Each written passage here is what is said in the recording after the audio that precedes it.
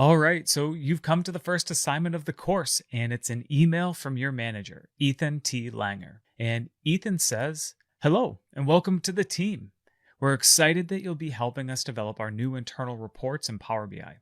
Looks like you've already gotten started, but we have some new data to add to the model. Could you please create two new queries to connect to the product category lookup and product subcategory lookup files attached and help with a few modifications to the product table? Thanks, ETL."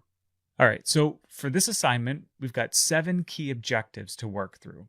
We need to create queries to connect to the 2 new CSV files. We're going to rename the queries product category lookup and product subcategory lookup. We'll confirm that the column headers have been promoted and that all data types are correct. We're going to add a new column to extract all characters before the dash in product SKU and name it SKU type. We're going to update the SKU type calculation above to return all characters before the second dash instead of the first. We're going to replace zeros in the product style column with NA, and then we're going to close and load our data model.